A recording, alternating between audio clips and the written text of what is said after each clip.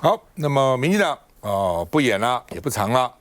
那他们要跟罢免团体一起合办19天的护国大绕境。7月4号从花莲出发，然后呢往南因为宜兰没什么人可罢嘛，往南走然后呢往南一路绕，因为台东那一路走上去，到了7月19号回到台北青岛东路，就立法院旁边举办晚会，为期19天，中间是车扫、市区徒步那号召民众招民众一起参加那曹清成说他会商请赖清德一起参加，认为这是民进党的责任那另外呢，这个柯建铭也有可能一起大进场那另外呢，这个民进党反共护台联盟民间团体一起拼各自分工那另外呢在这个2026这个大罢免是他的前哨战所以呢他们自己也在斗要用初选用各种方式呢，希望能够出头那另外呢，曹先生也说3阶段是民进党的义务赖清德非要出来不可，民进党非要出来不可那朱立伦也说说呢这个抢下凯道的选前之夜，7月开始每周都有大活动因为现在不到1个月，离7月26号这个不到1个月时间所以呢这个时间地点都已经瞧好了那另外呢这个韩国瑜会出席7月25号凯道的选前之夜，所以朱立伦说民进党要争气一点那另外呢这个韩国瑜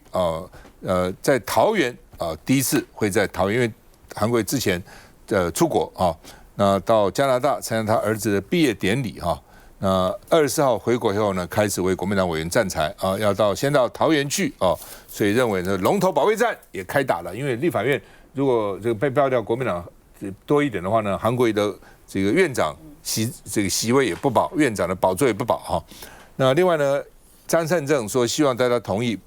这个出来投，不同意罢免那说呢，桃园的6个立委是宝，不是杂质，因为赖清德说你们都杂质不是杂质那另外呢，国民党有2分钟的反罢免影片，把陈水扁、吕秀莲、谢长廷呢讲的话，统统收录起来，在这个影片里面那这个因为国台办声援国民党反罢免，朱立伦说民进党老是用老共牌来斗争因为这个国台办有说了说呢这个无所不用其极，所以赖清德打压在野党，希望台湾同胞坚决反对民进党当局的政治操弄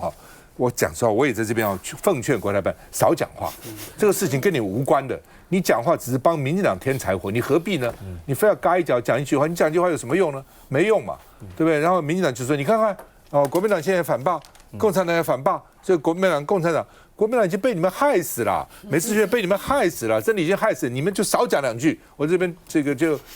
我知道大陆有不少人在看，拜托国台办少讲2句话。他本来就是要帮民进党现在他还帮国民党干嘛？我觉得我也是这样觉得。对啊，好不好？洪伟，来，你觉得他是帮民进党？对，我真的觉得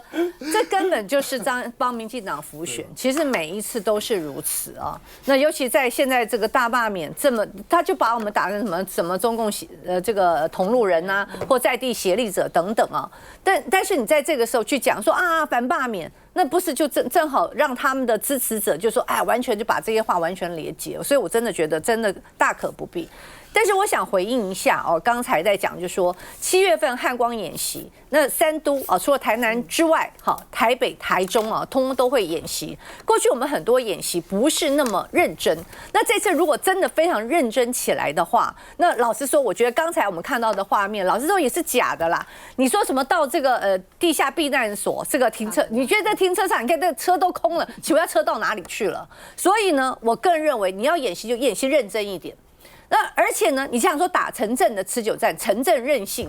你如果要持久战的话，请问1月会怎么样一个状况？现在呢，我们是完全太平嘛，天下太平的时间，我们医院已经像是战地医院一样了，急诊室是一床难求了。所以你如果要打持久战，你告诉我未来医院医疗的量能到底是什么样的程度？所以不要只是在嘴巴上讲，然后说7月份好是什么团结国家月，你讲的不是让人家觉得非常非常荒谬和讽刺吗？你不是说我们是杂质吗？对不对？而且你现在开始，刚才讲说，对于整个罢免，你继续拿司法不停的在做操作，那本来大家就认为啊，这推算起来掐指一算，7月份要办到中央党部，果不其然呢，6月底就开始办到中央党部，很多人说可能接下来就是朱立伦呐，朱立伦会不会被抓起来？我不晓得哦。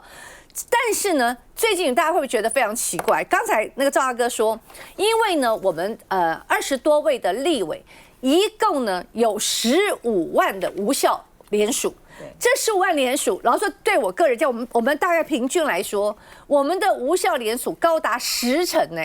对10%哎。那刚才说这个什么陈乃瑜啊，2.7%就办得风风火火。那请问一下，我们的无效联署里面，大概每个人平均大概10%以上，请问你为什么不办？中选会说这不需要。然后你说死人联署，那你知道这个那个谁啊？我们对丁学忠死人联署有多少吗？应该有大概30几位哦，30几位，有将近200多个是一个，也就是伪造联署，你办吗？你完全没有办。那最近为什么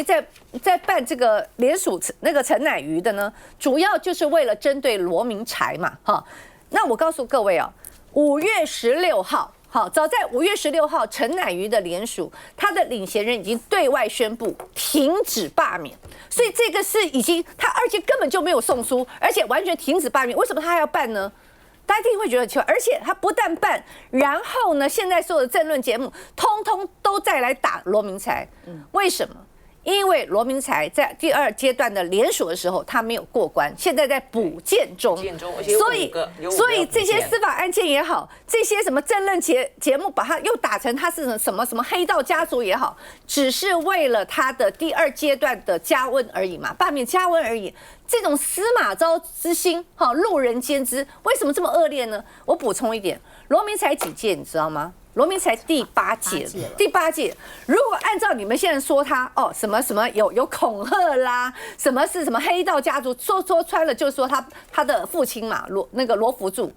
如果今天他是鱼肉乡民，如果今天他是黑道的恐吓，请问一下，新店地区的人民难道是希望很想被他鱼肉吗？对不对？很想被他恐吓吗？一次又一次的投给他，让他担任立法委员，你觉得这是在想不通的事情，对不对？可是到了民进党，只要是大罢免，所有的造谣可以无限上纲，包含连司法通通拿来做东厂，拿来做大罢免的这个催温来加温的工具。所以我告诉大家。大家现在就可以了解为什么这一段时间突然你怎么也没有什么有打傅昆萁啦，可是他们突然打罗明才，就是因为他的2阶没有到联署的门槛，现在正在补件中，所以你想想看，民进党啊，赖清德一定会出来，曹新成不要担心了，赖清德一定会出来，因为这次大罢免他要负最后的完全责任。好吧，我还再讲一次啊，这罢免反罢这是台湾内部的事情了，就是。这个共产党尤其国台办，当然国台办有可能是被记者问到了，但是被记者问到，你也不要说光为了交代给上面说我有讲话，就开始随便讲话。你讲任何话，其实都会影响到台湾内部的选举，而且民进党就唯恐你不讲话。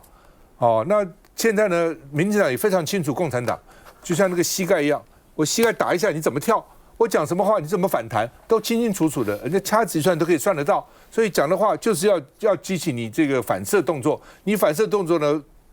民进党在运用，就是替民进党添柴火。国民党真的衰死了，国民党讲实话被共产党害死了。几次的选举，所以最后都败了。到最后关键时刻，都是北京在帮助这个民进党。休息再回来。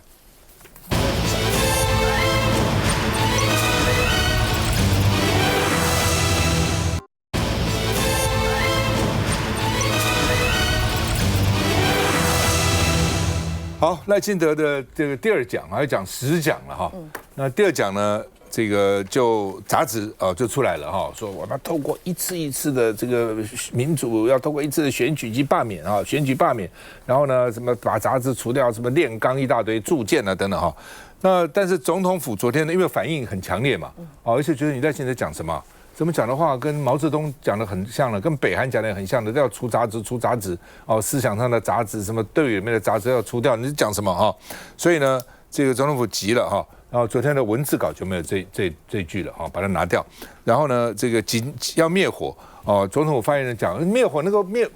越灭越糟，他说什么呢？他说赖清德以前也讲过啊，说要把那个箭要千锤百炼打那个箭啊，那以前有说杂质吗？没有啊，没有人反对你把剑打得越来越好啊，没有人说这个不对啊。练剑本来就是千锤百炼嘛，但是练剑需要把杂质拿掉吗？练剑不需要把杂质拿掉啊，剑里面还有很多的这个其他的这个成分，才能够有什么合金钢啦，有这个不锈钢啦，才坚固啊。你纯粹的铁其实是不够坚固的所以你怎么把杂质拿掉呢？所以呢，灭火根本灭不成嘛，你讲。对不对？你灭个什么东西呢？他说这个总统府发言人郭雅慧说，不是赖清德首次以铸剑为例他说呢，2019年在美国演讲主题就是说用民主淬炼国家团结力量，这里也没有提到把杂质去掉啊。所以你现在搞重点不是练剑了，重点是杂质。你杂质要讲谁啊？为什么要除杂质啊？所以呢，这个大家认为说他的思想。根本是在呼应大罢免，说巧妙呼应，什么巧妙？这公然堂而皇之选举罢免，已经公然呼应了。什么叫巧妙呼应那赖清德呢说，团结思想不是针对在野了当然随便你讲，他这样讲，但是你一直要把他罢免杂质，那不是在野是谁啊？罢免你自己啊！赖清德呢，现在这个杂质说惹了众怒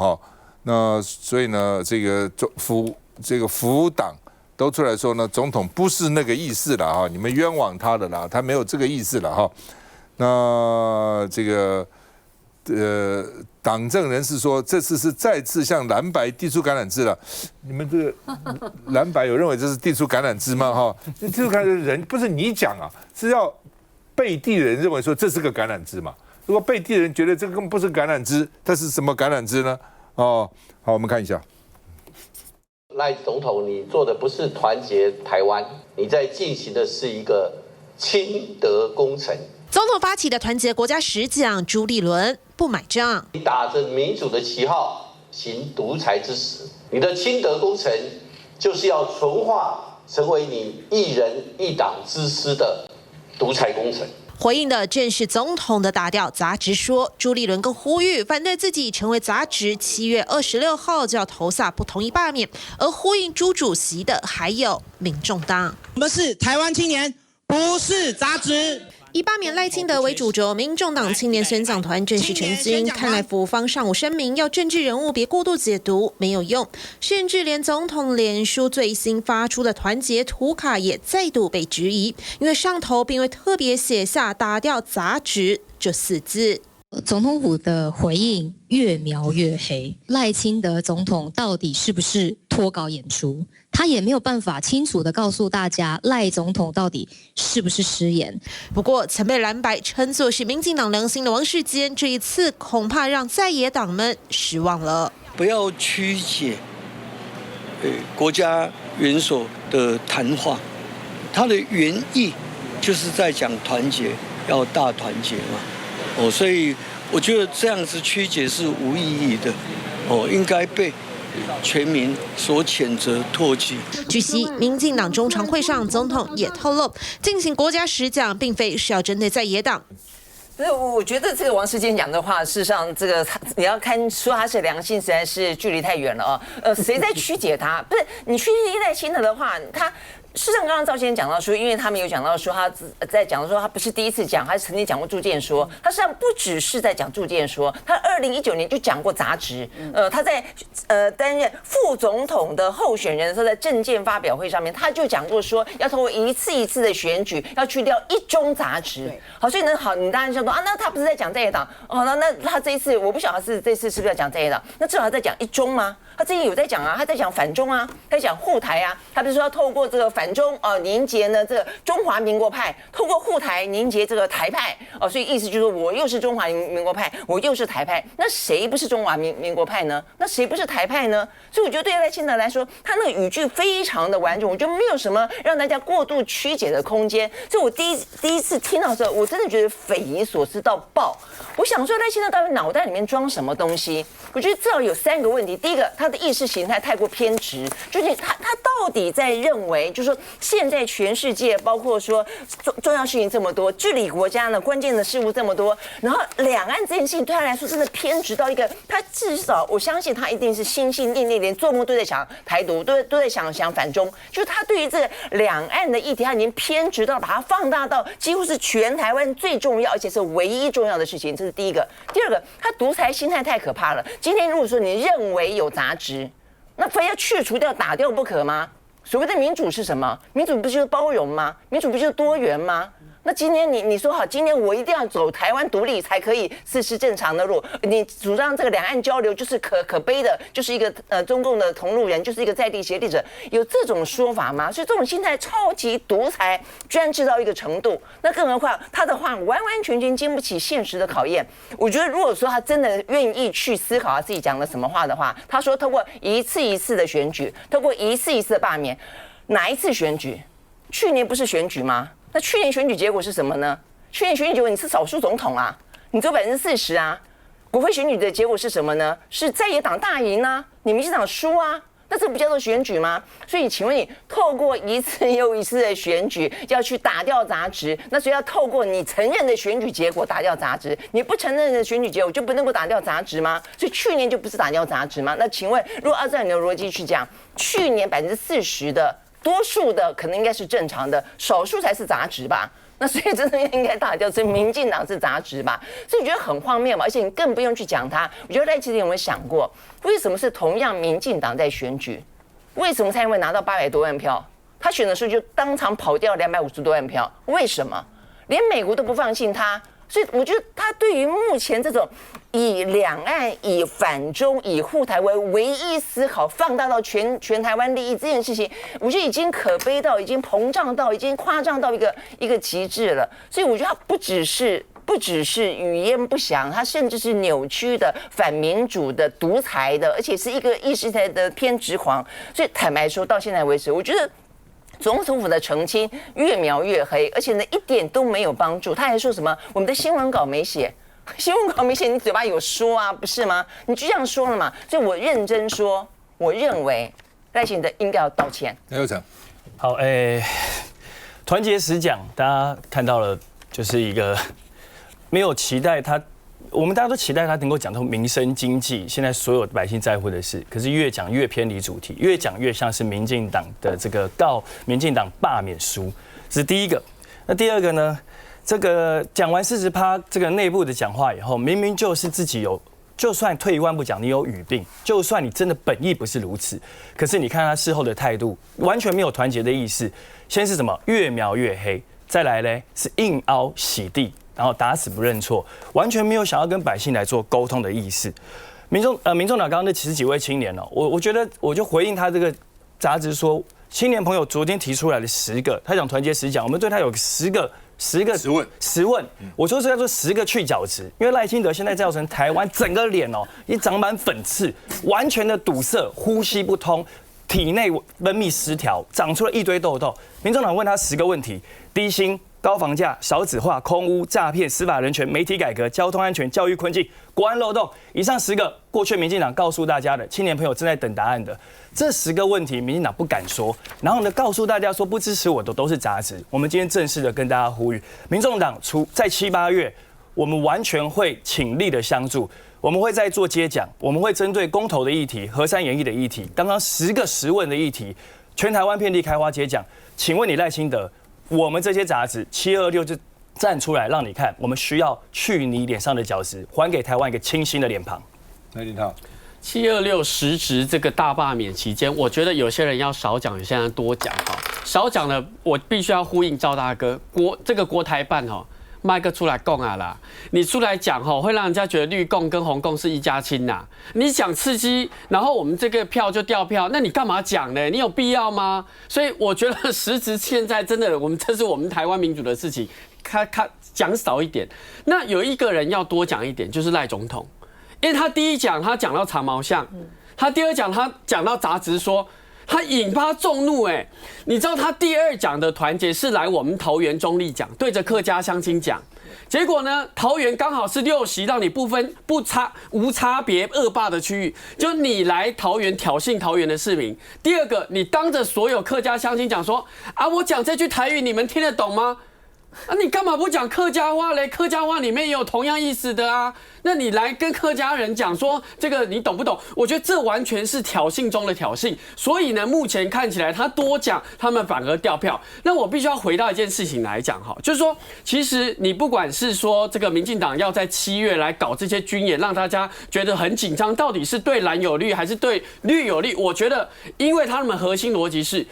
整个兵凶战危，那大家感受那个气氛，原因是因为对岸是敌对势力，而立法院里面有一些人是跟敌对势力做一个协力者，所以我要罢掉这些人，他逻辑是这样。可是我们看到的是，沈伯洋家族跟着“一带一路”在赚钱，郭玉琴家族跟着惠台31项政策在赚钱。你赖清德讲的杂质说，竟然是习语录、习近平语录。那到底是你们比较红，还是我们比较红？看起来是你民进党里面加上共谍的这些人比较红吧？你讲这个国民党这些立委全部都是论述出来的，你们是实际都在赚红钱的那你怎么会用这样的逻辑来骂国民党立委呢？所以我觉得最后的关键是这样哈，因为张善政在讲说那个6席立委啊，这个要保护6席立委，我坐在他前面，因为我都有去。那明天韩国瑜院长要到桃园，同样的5中的市民活动中心，你可以看到从621战斗廊在台北开始发起，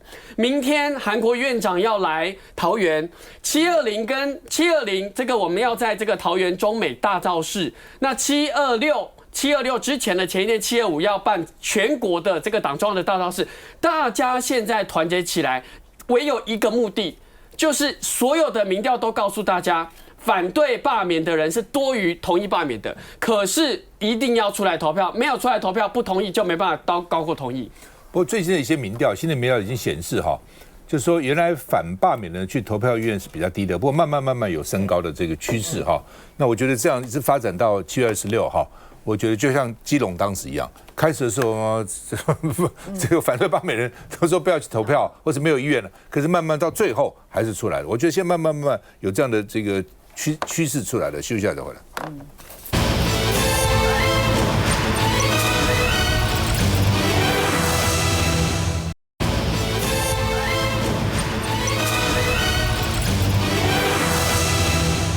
好不好？这郭玉琴又被爆出来说是他在微博上面关注中国的公安所以国民党说他是红色大杂质了现在是杂质很有名这个很流行那另外呢，郭玉琴说我7、8年没有用微博了那林涛就说2年多以前你还有登录记录，怎么说7、8年没用呢那另外呢，这个说呢追踪大陆公安的高干。所以他说我是为了救一个孩子我11年前抢救一个孩子不分国界不为政治这是善意，就被你们抹黑那很多别人的善意也被你们抹黑抹红了那另外呢，馆长现在被指称是中共的统战的样板那陈玉珍觉得那郭玉琴丈夫上大陆的官媒称赞大陆政府的效率，那这是不是统战的样板呢那联合报社论也说中国人跟鬼祟难。为什么我们让敌意？到底是谁让敌意充斥在日常生活里面？人人自危，人人怀疑人人这个都担心这个匪谍就在身边，共谍就在身边那另外一个女子在街拍，所以呢就被检举她违反国安法，所以还调查局还约谈她所以呢这个蓝营就说呢这个所以你这是干嘛？为了这个配合办，我认为是为了配合政策了为了拍上面的马屁了所以联合报黑白集也说。那台湾这个怎么拍？在路上自拍、街拍都不行没有拍别人，难道比上海还不如吗？那大陆因为很多人在那边拍过来拍过去，我们看一下。民进党不分区立委郭玉琴又被国民党点名，这回质疑的不是她丈夫在大陆经商，而是郭玉琴开设的微博账号。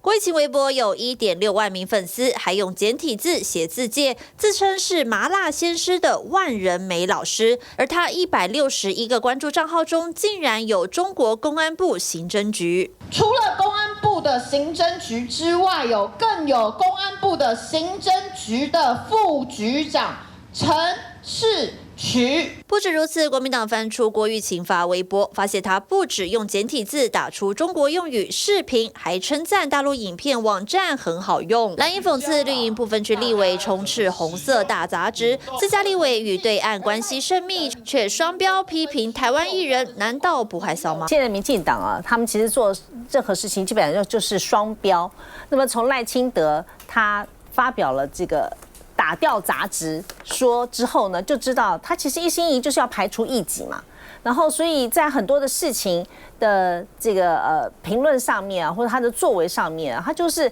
把不同意他的意见的、反对他意见的人，然后就企图就要消灭他，要铲除他。那么回到郭玉琴的这件事情上面来说，郭玉琴啊，当时是他自己拿手机去拍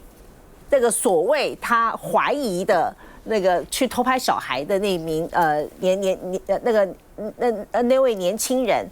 那么事实上，那位年轻人他是在自拍，但他怎么会晓得说旁边还有一个人在偷拍他？所以郭玉琴自己就先做了这种这个对，就是让人家大家很不能够接受的这个鬼祟女。对不对？那他还去批评别人是偷拍男，对，这个就是很明显的，对你自己不去检讨自己的作为，然后呢，这个把所有的人都当成是不是就这个中国派来的间谍，然后是不是想要来这个偷拍我们的小孩？那所以刚刚这个联合报上面的他的这个评论讲得很好，现在看起来台湾啊是处处充满了敌意，然后大家都人心惶惶，好，不知道什么时候我拿个手机出来，明明我可能是要拍我自己，或者拍一个美丽的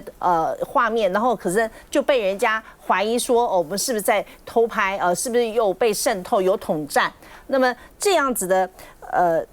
做法，这样的态度基本上是很糟糕的。我其实常常认为说，台湾明明就是一个温良恭俭让的一个社会，而且大家都谦虚，这个彬彬有礼。可是曾几何时，现在变成说看到别人有什么动作，就很担心这个是不是这个可能是不是不怀好意或者是有可能会被这个渗透是统战。那么像这样子的一个状况，其实真的就是从赖清德上任之后我们就发现他就是不断的撕裂台湾的社会，所以他的团结10讲我估计他现在只是2讲就已经撕裂台湾社会，他根本不是要团结10讲，是分化10讲，是这个撕裂10讲。那企图就是要把现在的台湾人就分成2类一个是他们正统的台独分子，另外一个就是杂质其余人口，一个是纯质，一个是杂质，所以现在搞人人自危，不是杂质就是鬼祟男就搞些什么鬼？来，洪薇。我觉得不管是从这个沈伯洋赚红钱红孩儿事件，或者郭玉琴这次呢，就是他先生呢自己也是称这个大陆为祖国这些事件，其实我觉得都充分显示出就是民进党的双标。刚刚郭玉琴说政治追杀，你知道什么叫做政治追杀吗？当你在公园里面，然后去拍一个年轻人自己在直播，你说他是鬼祟，而且你以立委的身份去直接的去通报去告发，这个就叫做追杀。而你们过去对于在野党的政治追杀少吗？完全没有啊，动不动就丢我们红帽子。这次呢，他们罢免我们，其中一个最主要的理由就是说我们是中共立委，直接说我们中共立委。曹兴诚说我徐巧芯、罗志强，我们是中共地下党员呢。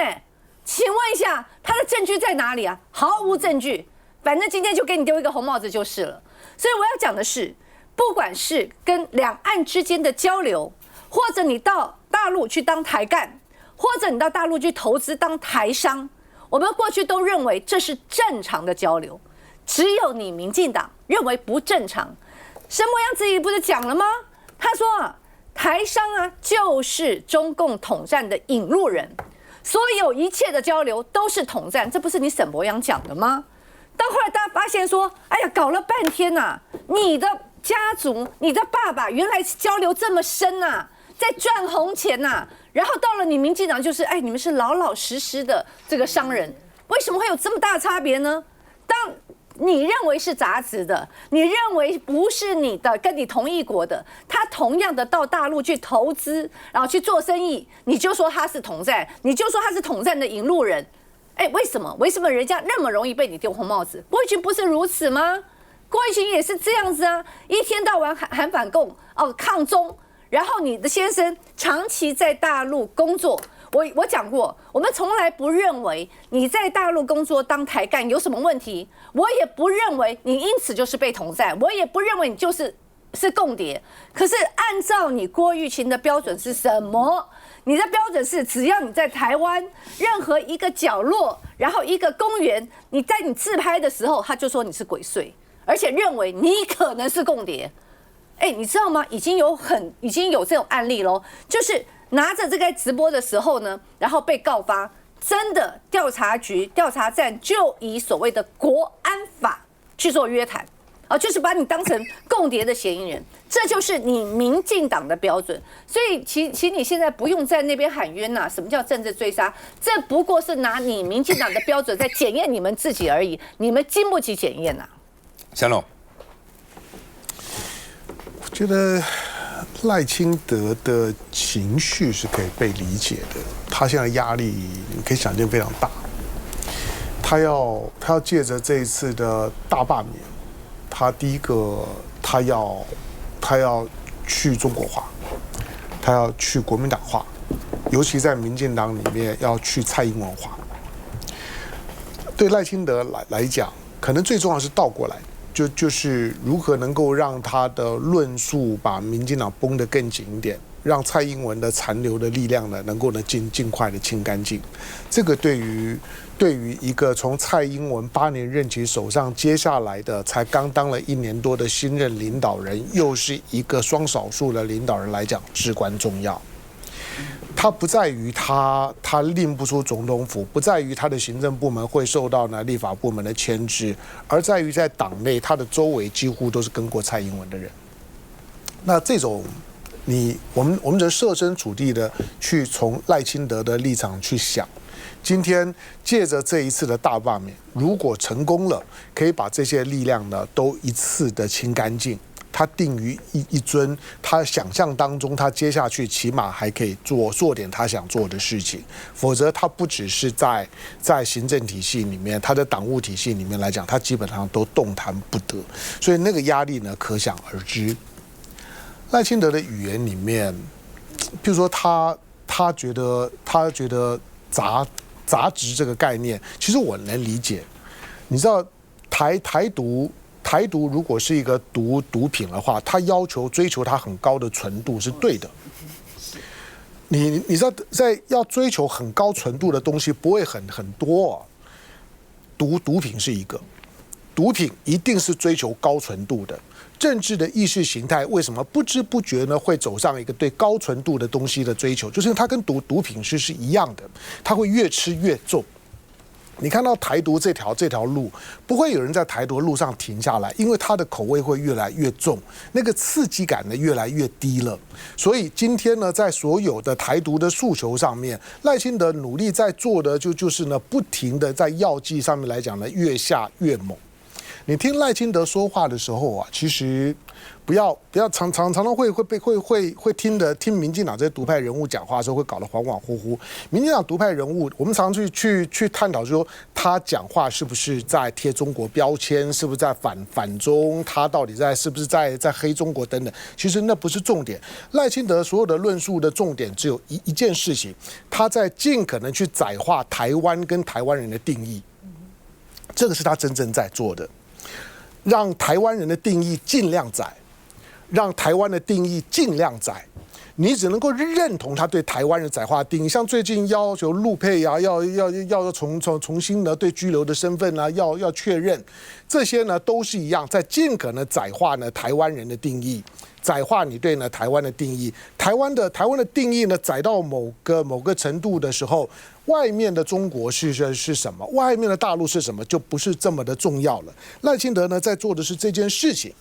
我们在提醒，就是说民进党的朋友，就是在所有政治上面的所谓的杂质，其实呢，你所谓的杂质就是政治上的防腐剂。所有政治上的少数，他需要在制度的包容当中刻意的被尊重，是因为他就是政治的防腐剂。而今天呢，作为一个当选者，他对权力的渴望很强烈的时候，他会希望把防腐剂呢都把它呢清干净。那个呢跟食物是不一样的概念呢，跟毒品呢是比较相近的概念。食物呢希望不要有防腐剂，但是呢对毒品来讲，那个纯度的追求是现在赖清德呢在做的。我们在看今天呢，赖清德呢在努力在做这件事情，因为如果大罢免他没有过。你可以想见的赖清德接下去会是怎样？如果他的大罢免失败了，赖清德接下去会很麻烦。他不止呢对立法院，他连话都讲不出来。他在所有的党务体系里面来讲，他的地位会荡然无存。他连党主席，如果大罢免失败了，赖清德刚上任1年多，他连党主席都不用做了。我如果是赖清德，我每天都会呢焦虑的不得了。所以我说，我们需要对赖清德当下的身心状况呢多一点点体谅跟宽容。他的身心状况是非常糟的。到投票那一天的时候，看结果。当然，他开始用一些胡言乱语，脱离我们这些对物理学的基本的认识。明明你是一个少数的领导人，怎么会说多数是杂质呢？明明呢，台湾汉人居多数，怎么会是其余人口呢？就是你把这种的多数当作是边缘的，把少数呢当核心的这种的理念呢，只有对于自己的意识形态呢有高度呢强固性呢跟坚持跟偏执人呢才会讲得出来。但是我说的对赖清德来讲，这一次的大罢免。固然每一位呢被罢免的在野党的立委会觉得莫名其妙，可是你有没有想过，对赖清德来讲，这是他生死存亡之战，这比呢去年初的总统选举来讲，对赖清德更致命。其实赖清德，你看过去在台南市议会台南市长可以200多天不进议会啊，所以对他来讲，如果议会跟我我不对盘，我去都不去，我甩都不甩，就把你罢免掉，续再回来。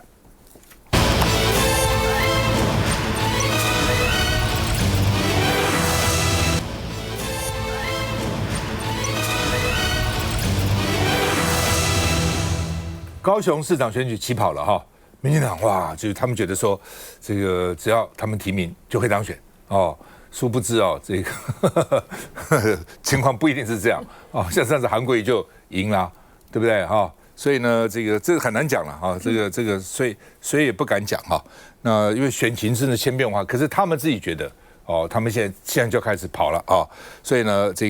而且干掉一个林岱樺。哦，刚那个林岱樺他们觉得说呢，这个大石头已经搬开了啊。那现在呢，但是呢，正国会的大佬是力挺林岱樺，哦，所以正国会的民进党中常委陈茂松说要查，真要查，台湾绝对腥风血雨，要查民进党里面有问题的多了，所以林岱樺当时才会说，对不对？政治干预司法，司法干预初选，哦。他为什么这样喊？那当然也有人说，当然不要喊了，忍耐一下，也许就过了。但他真的这样觉得，危机意识很高啊，对不对？哦，所以他认为他是靠自己的基层、靠实力哦，才能够有这样的支持度啊，哈。那现在呢，就是说这个会怎么样？哦，那林岱樺是靠他的组织铁票，还有宗教，还有那个庙哦的支持者支持他的，所以他能不能政治上能不能他的命运能不能这个继续哦，就看这个铁票到底会不会生锈。那另外呢，这个高雄说原来有3强鼎立会改变啊，那现在初选已经开打了哈，而且呢，在高雄的南区、北区都已经在那边尬场了哈。那这个传出来陈其迈要担任邱莹的竞选办公室主委，所以呢，赖瑞荣跟徐世界就很紧张，赶快同框来辟谣说没这个事情啊。那陈其迈也说这是谣言。说最廉价的政治攻防。其实重要的就是他们自己啊，蓝营管你们，他们旁边对不对？只是看而已啊。这蓝营还去管你们初选，你们自己茶壶里的风暴，一定是这个谣言是他们自己里面在搞的嘛，一定是这样嘛。然后呢，但又传出来说赵天麟会担任总干事，在昨天去啊，昨天送花给邱莹呢，永援会没有否认，并没有否认说没有那另外呢说呢，永援会等于是押宝邱莹，宣誓意味很浓厚，所以高雄现在这个民进党的市长的初选呢，可以说是暗潮汹涌。看一下，林家不缺钱，林家只缺票。讲得斩钉截铁，民进党正国会中常委陈茂松4点声明，强调同派系的立委林岱樺不可能诈领助理费，恶意栽赃啦，在台湾的所有政治人物后面有基金会的，你们的运作要查。我来讲，台湾来讲臭头皮作党，绝对会腥风血雨。不管今仔是林岱樺、邱议员许志杰、赖瑞隆，大家拢总人价者，大家拢有相当优秀的培养，嘛有相当的关度，甲风格，应该因袂去做这个代志。呼吁有心人士停止恶意操作。陈茂松替林岱樺叫屈，因为聘用的助理费用及开销远远大于立法委员的助理补助经费，不可能去诈领，更喊话要初选的党内同志们别搞小动作。本党任何这个高雄市、台南市这要初选的人，我相信应该是徛伫公平立场，不应该有这一寡小动作。高雄的未来由高雄市民决定，林岱樺的未来也是由高雄市民决定，而民进党的初选也是由高雄市民决定。林岱樺涉助理费遭起诉，现在廉政会7月30号要请他说明，若影响到民进党的清廉形象，即便法院还没判决，也可能处分甚至停权。而廉政会近期处理的5个案件，有4案都是正国会派系成员，是否遭针对？陈茂松这样说：不要他看人家夸吧，每一个案子我讲每个案子该有就有，该没有就我来讲违法该处理就处理，我没护短呐。我当然会完全配合我们廉政会的调查程序。各候选人摩拳擦掌，林岱樺遭起诉，是否停权处置，也将撼动党内高雄市长初选。赖良轩。我觉得我们刚才讲说这个赖清德在讲这个杂质论啊，这个就是基本上就是眼里面容不下一颗跟他不搭调的，他不接受的一个杂质哦，所以某个程度来说，这个林岱樺搞不好也算是绿营当中的一个大杂质哦。所以我觉得接下来动作蛮特别的，就是说现在第一个永延会本来跟正国会在高雄部这部分事实上是串联的，所以本来呢在林岱樺这个事情还没有出来之前，这个永延会是打算要去挺林岱樺。因为他彼此之间在过去当中有一些合作的例子哦，但是很明显的是呢，这个赵天麟他现在去献花这件事情，有人会可能转而去支持邱意莹这件事情。我想这个部分的话是一个 hint， 就是一个征兆。这个征兆就是说，是不是开始民进党的派系已经打算呢要弃林岱樺，开始自己呢去寻找自己可能真正觉得有机会的人了。但是这也要看看林岱樺刚刚话讲的，我觉得也还蛮语带保留，他自己可能不愿意放弃哦。所以我觉得这件事情要看的就是说，因为民进党内的话呢，对于德意志就是赖清德这个意志，你说完完全全大家都非常接受吗？都觉得赖清德太棒了，讲的话都是这个正中他们的心声吗？都没有任何的杂音吗？坦白讲未必。未必，但是的话呢，所以这个事情会不会在这样子一个高雄的事件当中出现任何的反弹？就包括说，第一个林岱樺不愿意当杂质，他坚持参选到底，所以他脱党参选。这么到目前为止，地方都有这样的一个说法。第二个派系是不是真的呢会去听赖清德的话？因为目前看起来，很多人说是大赖挺小赖嘛，这个赖瑞隆事实上是赖清德可能比较主意的人选，但邱意莹出来挑战，所以到底民进党内的这个例子当中，可以看得出来林岱樺这个例子多少人挑战赖清德？好，其实看得出来，就是杂质不分蓝绿白，所以呢，一起反恶霸下架赖，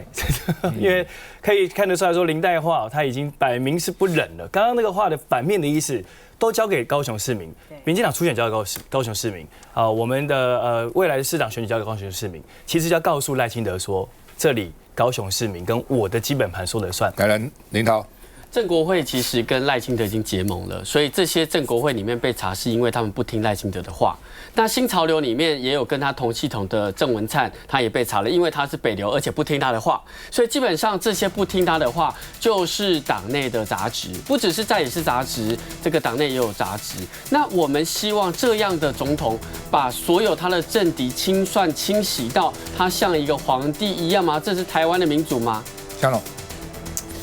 林代化根本的问题就是刚刚他的支持者讲的问题。林代化的力量在于派系。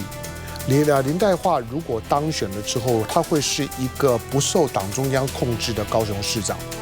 任何一个镇长最怕那种